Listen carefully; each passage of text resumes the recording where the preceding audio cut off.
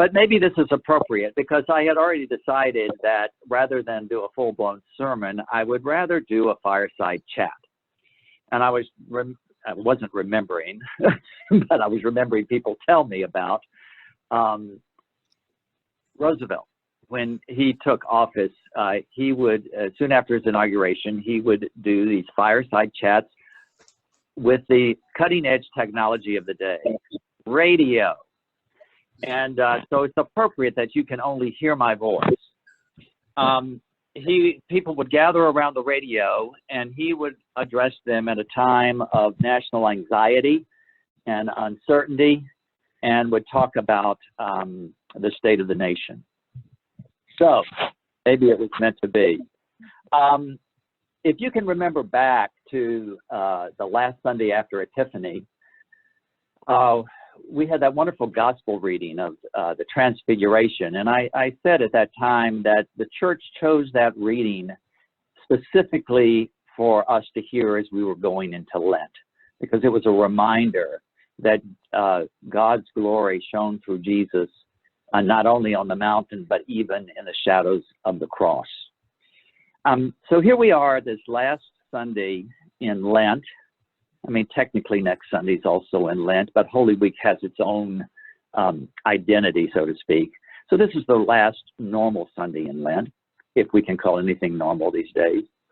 And we hear these amazing readings to get our minds focused on death and resurrection and entering into the mystery of Christ's death and resurrection. And that first reading, I'm sorry I didn't hear it read because it's one of my favorites since childhood, The Valley of Dry Bones. It's just such a fun story. I mean, it's sort of made for Hollywood. Can't you see the special effects with this flesh coming on them and the breath coming into them and this mighty host. But this occurred as a vision to Ezekiel in a specific time in history, in his specific life. And that specificity was that Israel was in exile. Now, there were two main exiles. If you remember first of all, you remember after King Solomon, the kingdom divided, and you had the northern tribes called Israel. There were 10 tribes in the north, and the two southern tribes were called Judah.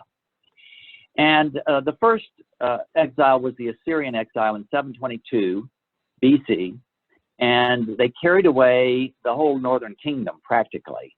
And those tribes sort of disappeared into the Assyrian kingdom and empire, and we speak of them as the lost tribes of Israel. A couple hundred years later, in 587, the Babylonians came down, and in sort of a two-part phase, they took the Judeans into exile. And Ezekiel was one of those. He was prophesying and preaching in exile in Babylon. And so in the midst of that, in the midst of being part of a people that felt completely uprooted, completely taken away from their normal existence and cut off from one another, he gets this vision of the Valley of Dry Bones. And of course, if you have a Valley of Bones, you know what that means. There was a great slaughter there. If there's a battle and the enemies are on the hillside and you're in the valley, you're in trouble. And it was clearly a slaughter because nobody even got buried. And God tells him to prophesy to the bones. Well, first he says, can life come from these things? And most of us would have said, are you kidding? But at least Ezekiel has enough foresight to say, well, God, only you know. And so God says, prophesy to the bones and prophesy to the wind. Prophesy, in other words, to life, to death and to life. And he breathes new life into those dry bones. And this was a message for a people that were feeling completely unsettled, uprooted, not knowing how long their current existence would go on and if there would ever be an end to it. Now, I'm sure that other people in other times of history have had that same feeling. Maybe you can think of a time where people felt that their normal lives had been stolen from them and were feeling cut off from one another. I don't know, maybe, like now. These were words of hope, words to not give up, words to continue knowing that God will bring life and the people will be restored.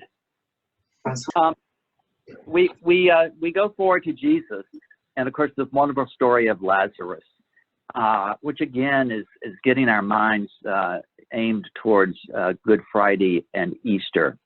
But we have Jesus with his dearest friends, Martha, Mary, and Lazarus. They're brothers and sisters. He's been in their house many times, hung out with them, ate with them, and he gets word that his friend Lazarus is ill. And in those days, when you heard someone was ill, you knew it could be dangerous. And but for some reason, Jesus decides to social distance. We're not told why. But then later, he gets a sense that actually Lazarus has died, and he says as much. And so then they go, and of course, Martha says, if you'd been here, this wouldn't have happened. He goes to the tomb, and then again, what I always think of as the shortest verse in Scripture is the verse that says Jesus wept. It shows how much he loved this family and his friend Lazarus and Mary and Martha. And the thought of losing Lazarus just tore him apart, and he wept. But then, of course, he tells them to open the tomb. It's been 4 days. They don't want to do it. It's not going to be a nice sight or smell. And he called Lazarus out. And I think the thing to remember in this story is that Jesus' presence does not eliminate death and mourning and sorrow. What Jesus' presence does is brings forth new life. Just as God brought forth new life from the valley of the dry bones, just as God will bring forth new life in this episode that we're going through, this pandemic, we may not necessarily be spared from the suffering of it, from losing people, from mourning, but there will be new life, and these bones will live, and we ourselves will be called to prophesy to the bones, to prophesy to the wind, to prophesy to life. So as we enter this Holy Week and Easter, I don't know about you, but I'm mourning the ability for us to be together in our parish church for these just amazing worship services. But it may be one of the most powerful Holy Weeks and Easter that we ever experience, because we can strip away all the things that are not essential and realize that no matter what, God is with us in the valley of the shadow of death, and with us to open our tombs and call us out and set us free.